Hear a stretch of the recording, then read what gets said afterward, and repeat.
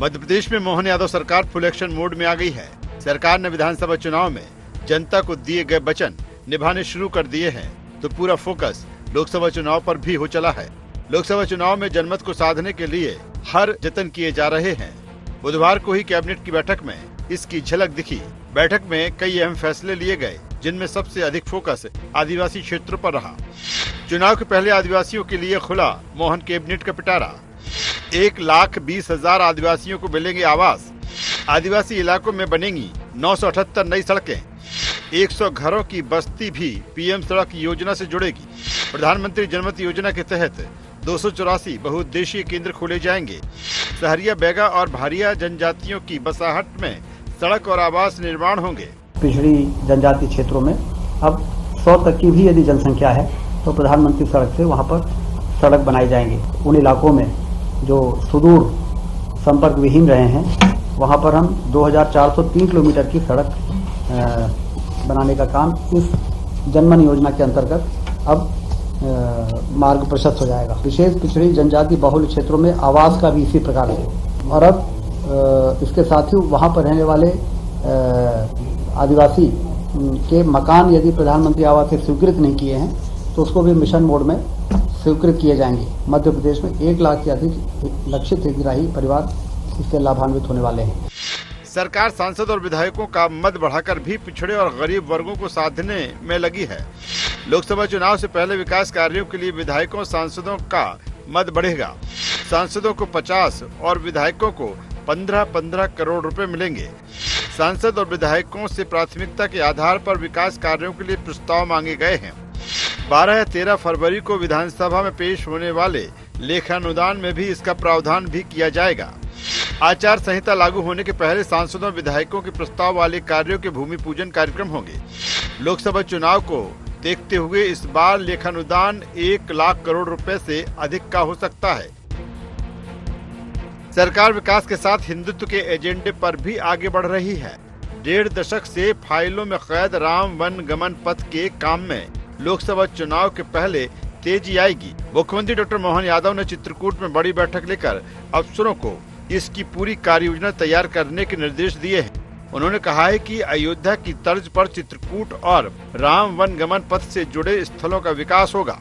आज न्यास की हमने पहली बैठक की और निर्णय किया कि कामतानाथ की परिक्रमा पथ हो या पूरे चित्रकूट के अंदर के विविध प्रकार के अलग अलग काम, उन सारे कामों को तुरंत प्रारंभ कर रहे हैं। और इस न्यास में बाकी विद्वानों को जोड़ते हुए समूचे परिक्रमा पथ पे क्या क्या काम करना चाहिए उस पूरे का निर्णय किया है। और केवल एक बार नहीं, ये पूरे साल विविध प्रकार की यहाँ की जो जिला पर्यटन परिषद है वो अलग अलग भी आयोजन करे।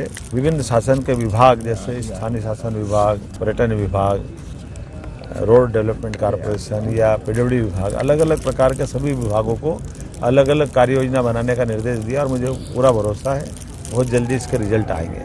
कांग्रेस डॉक्टर मोहन यादव सरकार के इन कदमों पर तंज कस रही है। कांग्रेस का कहना है कि भाजपा ने जनता से जो वादे कर सरकार बनाई है वो तो पूरे नहीं किए जा रहे हैं। ऐसे में वो अब इधर उधर के मुद्दों पर फोकस कर जनता का ध्यान भटका रही है। देखिए, अब जो ये फैसले ले रहे हैं इनको बहुत पहले कर देना चाहिए था। अगर आप इनके घोषणा पत्र को पुराने चुनावों के देखें तो उसमें इन्होंने प्राथमिकता से उसका उल्लेख किया था, लेकिन इतने साल उनकी सरकार रही उस पर कोई काम नहीं करा। हमारी सरकार आई थी मात्र 15 महीने की, उसमें उस कार्य योजना को आगे हमारे मुख्यमंत्री कमलनाथ जी ने बढ़ाया था। लेकिन वर्तमान सरकार का दायित्व है, अगर वो इस तरह से अब चुनाव को देखते हुए तमाम तरह की घोषणाएं वो करेंगे, लेकिन मध्य प्रदेश की जनता को और कांग्रेस पार्टी को पूरा भरोसा है कि वो कुछ धरातल पर करेंगे नहीं, केवल वो बातचीत करेंगे और माहौल बनाएंगे, क्योंकि उन्हें चुनाव में वोट चाहिए। मोहन यादव सरकार के सामने पहली चुनौती भाजपा के प्रति जनविश्वास को बनाए रखने की है। एंटी इनकम्बेंसी की हवा के विपरीत मध्य प्रदेश में भारी बहुमत के साथ भाजपा की सरकार बनी है। कुछ महीने बाद ही लोकसभा के चुनाव हैं, जिसमें भाजपा प्रदेश की सभी 29 सीटें जीतने का लक्ष्य लेकर चल रही है। इसका जिम्मा संगठन से कहीं ज्यादा डॉक्टर मोहन यादव सरकार पर है। देखना ये होगा कि वो इस जिम्मेदारी को किस हद तक पूरा करती है। Bureau report, IND24।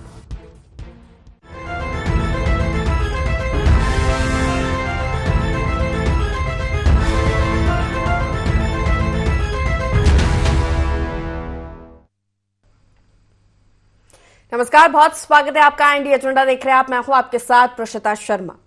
मोहन का मिशन, जी हां, कुछ ही महीनों बाद देश में नई सरकार के लिए चुनाव होने जा रहे हैं। मध्य प्रदेश में भी चुनाव के लिए सियासी जमावट शुरू हो गई है। भाजपा की तरफ से संगठन के साथ मोहन यादव सरकार ने चुनावी जिम्मा संभाल लिया है। उनकी सरकार के अधिकतर फैसले चुनावी एजेंडे पर फोकस नजर आ रहे हैं। कैबिनेट बैठकों की बात की जाए, कैबिनेट के फैसले हो, मोदी की गारंटी, संकल्प पत्र के वादे हो या अलग अलग जगह कैबिनेट की बैठक करना हो, ऐसे में सरकार के कामकाज को लेकर सियासत भी शुरू हो गई है।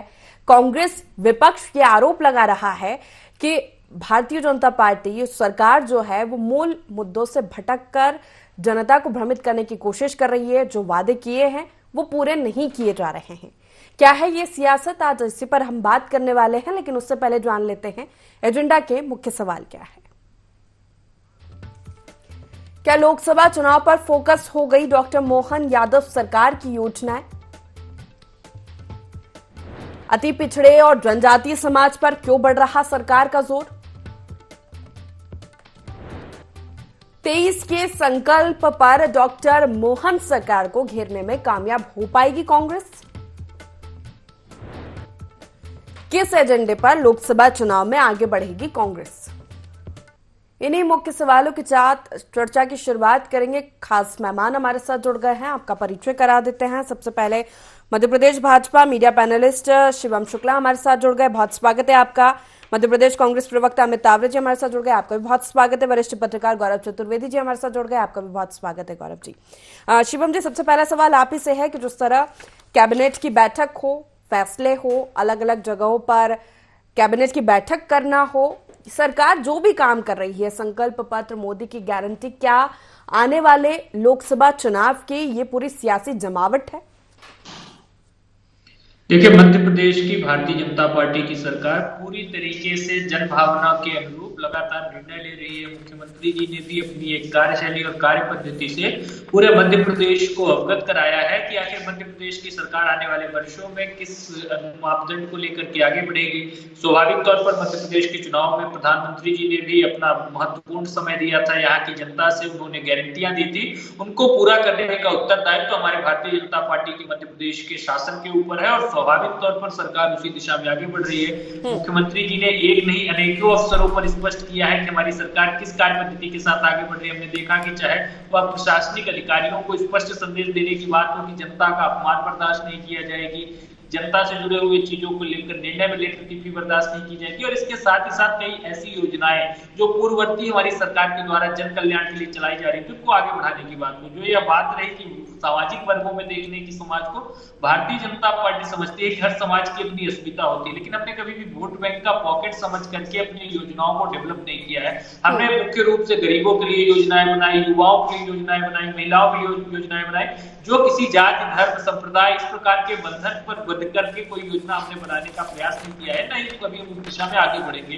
सरकार पूरी तरीके से कमिटेड है कि मध्य प्रदेश का यह जो मतदाता जिसने अभूतपूर्व जनादेश हमारी सरकार को दिया है उसके संकल्पों की सिद्धि हो। मध्य प्रदेश में प्रधानमंत्री मोदी जी को मध्य प्रदेश की जनता लगातार जिस प्रकार अपने आशीर्वाद से सिंचित करती है वह जीत भी आगे बढ़े, और स्वाभाविक तौर पर लोकसभा के चुनाव में भी हमारी डबल इंजन की सरकारों की विकासवाद की, राष्ट्रवाद की राजनीति, हमारे मध्य प्रदेश के संगठन की कार्यकुशलता और प्रधानमंत्री मोदी जी की लोकप्रियता के बलबूते पर 29 की 29 सीटें जीतने का जो हमारा संकल्प है वो पूरी तरीके से सिद्ध होगा। ठीक है, लेकिन जिस तरह के फैसले लिए जा रहे हैं सरकार की ओर से या कैबिनेट में जो फैसले लिए जा रहे हैं, जैसे आज ही आदिवासियों के लिए पिटारा खोल दिया सरकार ने, आवास देने की बात कर दी, या जो पीएम सड़क जो योजना है, जो निर्माण कार्य होता है वो 200 की आबादी पे होता था, अब वो 100 की आबादी पे कर दिया। तो ये माना जा रहा है कि जो जमावट है वो आने वाले चुनाव के लिए है, हर वर्ग को साधने की जो जिम्मा है वो सरकार के ऊपर। प्रशीता जी, जमावट यह 2047 में जो विश्व के उत्कर्ष पर पहुंचने के, मां भारती के वैभव को विश्व के उत्कर्ष पर ले जाने का लक्ष्य हमारी केंद्र की सरकार का है, प्रधानमंत्री जी का है, उसमें मध्य प्रदेश का कैसे सर्वश्रेष्ठ योगदान हो उसका है। और स्वाभाविक तौर पर उस जमावट के लिए बेहद आवश्यकता है कि हमने पहले 200 की आबादी तक सड़कों का निर्माण किया तो उसको आगे बढ़ा करके 100 लोगों की आबादी पर आ जाए। इसके साथ ही साथ हम इस चीज को भी ध्यान रखें कि कैसे जनजातीय वर्ग को मुख्य धारा के साथ जोड़ा जा सकता है, कैसे और ज्यादा उनकी संस्कृति, उनकी परंपरा, उनका जो विरासत है उसको संरक्षित करते हुए उनको जो विकास की प्राथमिक सूचकांक है उसमें ऊपर ले जाया जा सकता है। तो स्वाभाविक तौर पर सरकार को चिंतनशील होना चाहिए और सरकार उसी तरीके से सोचती है। भारतीय जनता पार्टी और संगठन नहीं है जो चुनावों के दृष्टिकोण से क्षणिक चीजें सोचे। हम दशकों में सोचते हैं, हम शताब्दियों में सोचते हैं कि देश और प्रदेश आने वाले वक्त में किस दिशा में जाकर। ठीक है, अमित जी से भी प्रतिक्रिया ले लेते हैं कि जिस तरह शिवम जी का कहना है कि हमारी सरकार तो एक लंबा विजन लेकर चल रही है, आपको कहाँ लग रहा है कि सरकार मूल मुद्दों से भटकाने की या मूल वादों से भटकाने की कोशिश कर रही है जनता को? देखिए इशिता, ये जो सरकार है ये सामान्य सरकार नहीं है। मध्य प्रदेश की जो भी योजनाएं हैं या मोदी जी की जो भी गारंटियां हैं वो तभी पूरी होंगी जब मध्य प्रदेश की आर्थिक हालात मजबूत होंगे, जो कि अभी दिखाई देते नहीं है। कुल बजट 3,14,000 करोड़ का है, कुल कर्ज जो है वो 3,32,000 करोड़ का है, आय सरकार की है 2,25,000 करोड़ और खर्च जो है वो 2,80,000 करोड़। 31 मार्च 2024 तक 3,85,000 करोड़ का कर्जा मध्य प्रदेश पे है। आप और हम जैसे जो आम नागरिक हैं, 2018 में जो प्रति व्यक्ति कर्जा था वो था 25,000 रुपए, जो कि अब बढ़कर 50,000 रुपए हो गया है। और नई सरकार ने जो वादे करे हैं उसका जो अतिरिक्त बोझ है 16,000 करोड़ रुपए, वो सरकार का वित्तीय प्रबंधन कैसे होगा? लोकसभा चुनाव तक तो आप वोटों के लिए कर सकते हो, लेकिन उसके बाद क्या हालात बनेंगे, ये हमारा एक जनता का पक्ष है, जो कि एक आम चर्चा है। लगातार कर्ज पे कर्ज लेकर ये सरकार जो चल रही है, इसका आम व्यक्ति पर क्या प्रभाव पड़ेगा, ये सबसे महत्वपूर्ण बात है। और दूसरी बात ये है कि जो तमाम वादे किए हैं, जैसे शिवराज जी ने कहा था कि हमको लखपति बहना बनाना है, तो अभी तो जो 1,250 रुपए देते हैं उसकी ही शंका आशंका रहती है कि 10 तारीख को आएंगे या नहीं आएंगे। तो इन सब सारी चीजों को लेके सरकार को जो वित्तीय स्थिति है उसको लेकर एक श्वेत पत्र जारी करना चाहिए, ताकि आम जनता को भी पता चल सके और विपक्ष को भी पता चल सके। ये भी हमारा एक अधिकार तो है ही। ठीक है, ठीक है, इसका जवाब लूंगी शिवम जी से, लेकिन उससे पहले गौरव जी से भी एक प्रतिक्रिया ले लेती हूँ। जिस तरह के जो फैसले लिए जा रहे सरकार की ओर से या जो बैठकें हो रही है, जो भी चर्चा या संकल्प पत्र के वादों, आपको क्या लग रहा है आने वाला जो चुनाव है उसकी तैयारी इसको माना जा रहा है कि हर वर्ग को शुरू से सरकार बनी विधानसभा चुनाव के बाद, उसके बाद से हर वर्ग को साधते हुए, हर वर्ग के हित में फैसले लेते हुए, संकल्प पत्र के वादों को पूरा करते हुए आने वाले चुनाव को लड़ना है? रिश्ता जी, सरकार का गठन हुए ज्यादा समय नहीं हुआ है और सरकार को काम शुरू करे हुए भी ज्यादा समय नहीं हुआ, और सरकार के पास काम करने के लिए भी बहुत ज्यादा वक्त नहीं है। मुश्किल से 50 दिन है, जब 50 दिन के बाद मध्य प्रदेश में लोकसभा चुनाव की आचार संहिता लग जाएगी। ऐसे समय में सरकार को अपनी गति और तेज करना पड़ेगी। अभी जिस गति की बात हम कर रहे हैं उस गति पर तो नहीं है, लेकिन शुरुआती दौर में इसे ठीक कहा जा सकता है, इसको अलग नहीं माना जा सकता है। अगर हम पिछली सरकार के मुकाबले बात करें तो जो अमित जी ने अपनी समस्या बताई है, चिंता बताई है, वो बात भी बिल्कुल सही है। मध्य प्रदेश सरकार का खजाना खाली है। ऐसी परिस्थिति में अभी कोई ऐसी जो योजनाएं, जिन योजनाओं के सहारे भारतीय जनता पार्टी को बड़ा मैंडेट मिला है, उसे पूरा करना हाल फिलहाल तो संभव नजर नहीं आ रहा है। अभी वही योजनाओं को पूरा किया जा सकता है जिन योजनाओं पर कम पैसा खर्च हो या पैसा ही खर्च ना हो। आने वाले समय में लोकसभा चुनाव के बाद आर्थिक कितनी सुदृढ़ता मिल पाती है सरकार को और कैसे उस पर काम कर पाएगी, ये देखा जाएगा। लेकिन वर्तमान दौर में ये लोकसभा चुनाव का एक आधार बिंदु माना जा सकता है कि उसकी तैयारी में सरकार लगी हुई। ठीक है शिवम जी, जिस तरह अमित जी ने सवाल उठाया वित्तीय प्रबंधन को लेकर, ये सवाल लगातार विपक्ष उठाता आ रहा है कि तमाम वादे आपने किए, आप योजनाएं चला रहे हैं, नई सरकार का गठन हुआ है, लेकिन इन वादों को कैसे पूरा करेंगे? वित्तीय प्रबंधन क्या है? क्या कर्ज लेकर ही आगे जो अभी चल रहा है वो आगे भी इसी तरीके से चलेगा या कोई नई रणनीति पर काम होगा? और जिस तरह गौरव जी ने कहा कि समय बहुत कम है लोकसभा चुनाव में और जो संकल्प पत्र के जो वादे हैं, जो आपकी मोदी की गारंटी है, उनको पूरा करना भी जरूरी है। देखिए, सबसे प्राथमिक चीज है, अभी अमित जी ने व्हाइट पेपर की बात की। व्हाइट पेपर तो मध्य प्रदेश की जनता ने भारतीय जनता पार्टी के व्हाइट पेपर के ऊपर विश्वास करके अपना जनादेश दिया है। तो स्वाभाविक तौर पर अमित जी को इतनी आतुरता अभी कम से कम फिलहाल वक्त के लिए नहीं होनी चाहिए, और स्वाभाविक तौर पर जनादेश का फिर से इनको रूबरू होना पड़ेगा, जनादेश का सामना करना पड़ेगा जब लोकसभा के चुनावों के परिणाम आएंगे कि मध्य प्रदेश की जनता भारतीय जनता पार्टी की कार्य योजना के ऊपर किस स्तर का विश्वास करती है। जो दूसरा सबसे महत्वपूर्ण बिंदु है, चुनाव के दौरान भी अनेकों बार इन्होंने कर्ज और ये जो पूरा वित्तीय प्रबंधन है उसकी बात की, लेकिन मध्य प्रदेश की जनता जानती है कि भारतीय जनता पार्टी कर्ज का और जीडीपी का कैसा समायोजन करना है उसको समझती है। दिग्विजय सिंह के शासनकाल में कर्ज और जीएसडीपी का जो रेशियो लगभग 32% था, वह हमारी सरकार की तमाम विकासवादी योजनाएं, तमाम गरीब कल्याण की योजनाएं या चीजें चलाने के बावजूद भी घट करके मात्र 26% के आसपास रह गया है। यह दिखाता है कि सरकार ने वित्तीय प्रबंधन को भली भांति किया है, और स्वाभाविक तौर पर आने वाले वक्त में भी मध्य प्रदेश की सरकार रेवेन्यू के कैसे नए सोर्सेज जनरेट करने, हमने देखा कि किस प्रकार से जो शराब का है उस पर एक प्रकार से टैक्सेस को बढ़ाया गया, और बाकी चीजों के माध्यम से सरकार लगातार उस चीज का प्रयास कर रही है कि एक जो वित्तीय समायोजन है उसको बेहतर से बेहतर तरीके से किया जा सके, ताकि मध्य प्रदेश आर्थिक रूप से भी मजबूत रहे। मध्य प्रदेश में गरीबों के लिए भी तमाम तरीके की योजनाएं, जन कल्याणकारी जनहितैषी योजनाएं चलाई जा सके। कांग्रेस पार्टी 10 तारीख की बात कर रही है, लगातार 10 तारीख के बारे में इनकी आपत्ति, इनके भ्रम हम देखते हैं कि किस प्रकार से जनता के मन में यह लोग स्थापित करने का प्रयास करते हैं, लेकिन जैसे ही वह राशि जब जनता के खाते में जाती है, लाडली बहनाओं के खाते में जाती है, तो वह इस बात को समझते हैं कि प्रधानमंत्री जी ने जो संकल्प महिला सशक्तिकरण का लिया है उसको पूर्ण करने के लिए हर संभव प्रयास करते हैं। भारतीय जनता पार्टी की सरकार है जो केंद्र प्रदेश की सरकार जो सांस्कृतिक राष्ट्रवाद को आगे बढ़ाती है। हमने देखा कि सिर्फ गरीब कल्याण नहीं, महाकाल लोक का कॉरिडोर का निर्माण हुआ, आज भव्य और दिव्य राम मंदिर का भी निर्माण हो रहा है, और कांग्रेस पार्टी आज उस पर भी आपत्ति लेकर के पूरा देश की धारा को बदलने का प्रयास कर रही है। देखिए, सबसे महत्वपूर्ण चीज है विकास और विरासत, यह चीजें भारतीय जनता पार्टी दोनों का समायोजन, दोनों को पैरेलली लेकर के चलना समझती है, और देश और प्रदेश की जनता हमारे उसी पूरे मंसूबे के ऊपर विश्वास करती है और अपने मत का प्रयोग हमारी इन्हीं कार्य योजनाओं के अनुरूप करती है। ठीक है, अमित जी से इसका जवाब ले लेते हैं। जिस तरह शिवम जी का कहना है कि हमारी सरकार हर योजना, हर वादे पूरा कर रही है, ठीक है, आप की जो चिंता है वो जायज है कि किस तरह से प्रबंधन होगा वित्तीय, लेकिन उसको भी सरकार का लुकआउट है कि किस तरह से इसको पूरा किया जाएगा। और जो बातें अगर हो रही है कि आने वाले जो चुनाव है उसमें कांग्रेस के क्या एजेंडे होंगे, कांग्रेस की क्या रणनीति होगी? देखिए, सबसे पहले तो मैं शिवम भाई की बात का जवाब दे दूं कि ये चिंता सिर्फ विपक्ष की नहीं है। मध्य प्रदेश के पूर्व मुख्यमंत्री शिवराज सिंह चौहान जी के लगातार बयान आ रहे हैं, और परसों तो उनके सुपुत्र ने ये तक कह दिया कि यदि कोई योजना बंद हुई तो मैं सरकार से टकराने को तैयार हूं। कम से कम हम लोग ऐसी बात नहीं कर रहे हैं। तो ये भारतीय जनता पार्टी के अंदर की बात है। थोड़ा सुन तो लो, जब समय आए तो बोलना, समय आए तो बोलना। सुनो मेरी बात को सुन लो, अच्छे से सुन लो मेरी बात को, और चाहो तो वो वीडियो में भेज दूंगा।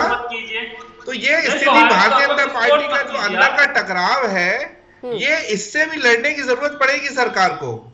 और ये कहना कि जनता ने भरोसा कर लिया है, तो दुनिया में ऐसे कई तानाशाह भी रहे जो चुनाव जीते हैं। जिम्मेदारी चुनाव जीतने के बाद बढ़ती है, और आपकी इस चुनावी उसमें तो कई तरह की शंकाएं हैं। अभी इतनी ठंड में भी दिल्ली में सुप्रीम कोर्ट के वकील बैठे हुए हैं और ईवीएम को लाइव हैक करके बता रहे हैं वो रोजाना, लेकिन आपकी सरकार कोई ध्यान नहीं दे रही है। तो इस तरीके का ये कहना कि चुनाव जीत गए हैं तो हमको फ्री हैंड है, इस तरीके की कोई बात नहीं है। विपक्ष और जनता इसीलिए बैठी है कि आपके कार्यों का मूल्यांकन हो, जो वादे आपने किए हैं उसके लिए पैसा कहाँ आएगा। अभी सिर्फ आपकी एक लाडली लक्ष्मी योजना जो है वो उसका आप भुगतान आप लोग कर रहे हैं, लेकिन बाकी जो स्कूटी की योजना है, कंप्यूटर की योजना है, वृद्धावस्था पेंशन है, जितनी तमाम योजनाएं हैं उसमें गंभीर संकट है। उसमें मैं आपको बताना चाहूंगा कि 1.5 साल से वृद्धावस्था जो पेंशन मिलती थी वो हमारी महिलाओं को, और जो विधवा पेंशन है वो नहीं मिल रही है। मैं आपके चैनल पे बैठकर बता रहा हूं। तो इस तरीके की जो चीजें हैं, सत्ता को गुरूर की बजाय इसको, इन समस्याओं को गंभीरता से सोचना चाहिए। तो आने वाले चुनाव में कांग्रेस 23 के संकल्प पत्र पर ही सरकार को घेरने की रणनीति पर काम करेगी आने वाले चुनाव में? निश्चित तौर पर हमारे प्रदेश अध्यक्ष जीतू पटवारी जी और जो हमारे तीनों युवा नेता हैं, चाहे नेता प्रतिपक्ष हो, उपनेता प्रतिपक्ष हो, तीनों युवा हैं और वो कह चुके हैं। जीतू पटवारी जी तो भारतीय जनता पार्टी का घोषणा पत्र साथ में लेकर चल रहे हैं कि यदि इसमें से कोई सी भी घोषणा पूरी नहीं हुई तो जनता जनार्दन के साथ कांग्रेस पार्टी सदन में भी लड़ाई लड़ेगी और सड़क पर भी लड़ाई लड़ेगी। चलिए ठीक है, गौरव जी से एक सवाल है कि जिस तरह दोनों की बातें आपने सुनी, दोनों प्रवक्ताओं की, कि शिवम जी का कहना है कि सरकार अपनी योजनाएं, अपने वादे सारे पूरे कर रही है और वहीं विपक्ष जो है वो घोषणा पत्र लेकर, संकल्प पत्र लेकर चल रहा है सरकार के कि अगर एक भी वादा पूरा नहीं हुआ तो सड़क से सदन तक इस पर संग्राम किया जाएगा या विरोध किया जाएगा या मांग रखी जाएगी कि इन वादों को पूरा किया जाए। आपको क्या लग रहा है आने वाले चुनाव में कौन से मुद्दे, कौन से वादे या क्या विपक्ष की रणनीति किसको मजबूती दे पाएगी और किसके लिए नुकसान हो सकता है? देखिए, बहुत स्पष्ट तौर पर ये साफ हो गया है कि आने वाला चुनाव भगवान राम मंदिर की प्राण प्रतिष्ठा के आधार पर लड़ा जाएगा। जो समस्याएं आम जनता की थी वो सारी समस्याएं जनता भूल चुकी है, क्योंकि जो भावनाओं का ज्वर आस्था और भगवान के प्रति है और जिस तरीके से इस मुद्दे को भारतीय जनता पार्टी ने, प्रधानमंत्री नरेंद्र मोदी जी ने और राम मंदिर ट्रस्ट ने हैंडल किया है, उससे अब स्पष्ट हो रहा है कि आगामी चुनाव, लोकसभा चुनाव सिर्फ राम मंदिर के मुद्दे पर लड़ा जाएगा। इसके अलावा बाकी विपक्ष के पास करने को बहुत कुछ नहीं है। अब कांग्रेस सरकार की नाकामियों को जितना तेजी के साथ, जितना बेहतर तरीके से आम जनता के दिल में उतार देगी और अगर वो समस्याएं, वो बात राम मंदिर के मुकाबले ज्यादा प्रभावी हुई तो कांग्रेस को लाभ मिल सकता है, अदरवाइज भारतीय जनता पार्टी को स्पष्ट लाभ मिलेगा, इस बात से इंकार नहीं कर सकते। तो सरकार के या भारतीय जनता पार्टी के हिंदुत्व के एजेंडे के सामने क्या विपक्ष कमजोर होता है इस पक्ष में? क्या लगता है गौरव जी आपको? स्वाभाविक तौर पर कमजोर होगा, क्योंकि जो अभी तक की स्थितियां हम देख रहे हैं और जिस तरीके से भाजपा की पिच पर कांग्रेस खेल रही है, दूसरा कांग्रेस फाउल पे फाउल करे जा रही है, उसमें स्पष्ट प्रतीत हो रहा है कि इस चुनाव में भाजपा के हिंदुत्व के मुकाबले कांग्रेस का सॉफ्ट हिंदुत्व उतना प्रभावी ढंग से असर नहीं डाल पा रहा है। ठीक है, इसका जवाब ले लेते हैं अमित जी से कि आने वाले चुनाव में कई मुद्दों पर भारतीय जनता पार्टी को मजबूत माना जा रहा है, जैसे हिंदुत्व का एजेंडा है, जैसे भारतीय जनता पार्टी का साफ कहना है, राम मंदिर निर्माण की बात हो या श्रेय लेने की बात हो, वो साफ इस एजेंडे पर है, उनका एकदम जो तस्वीरें हैं वो साफ है। उस पर कांग्रेस को, विपक्ष को या कमजोर माना जा रहा है, इस पर कैसे क्या रणनीति रहेगी आगे कि इसको काउंटर कर पाएंगे आप?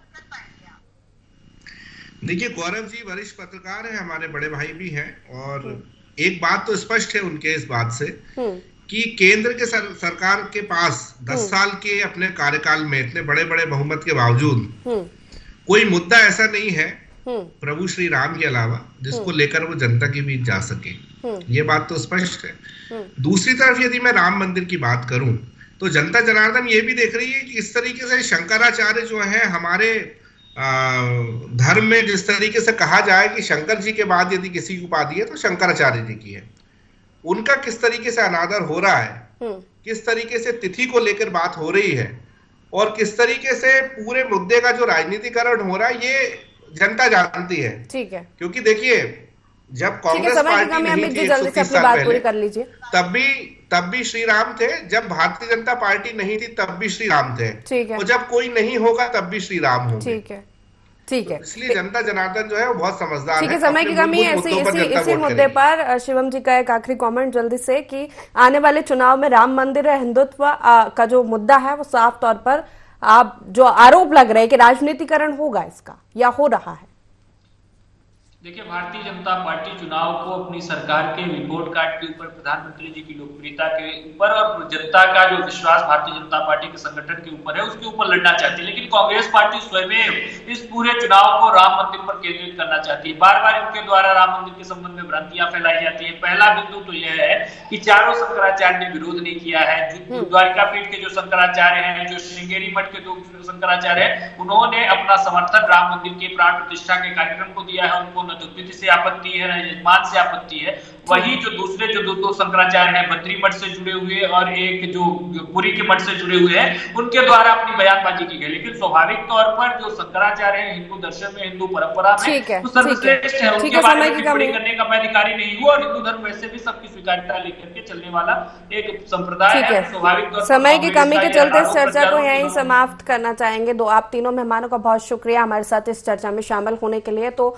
मोहन का मिशन, आने वाला जो चुनाव है लोकसभा, उसकी हम बात कर रहे हैं, क्योंकि जिस तरह कैबिनेट की बैठकें हो रही है, फैसले हो रहे हैं, क्षेत्रीय समीकरणों को साधना, जाति समीकरण, मतलब जो भी सरकार काम कर रही है नई सरकार के गठन के बाद, वो ये माना जा रहा है कि आने वाला चुनाव फोकस्ड है।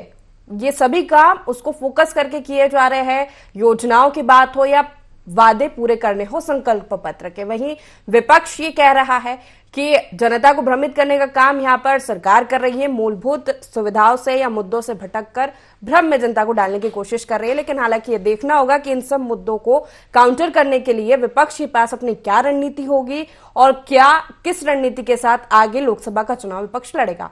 फिलहाल IND एजेंडा में इतना ही। आप बने रहिए IND 24 के साथ। नमस्कार।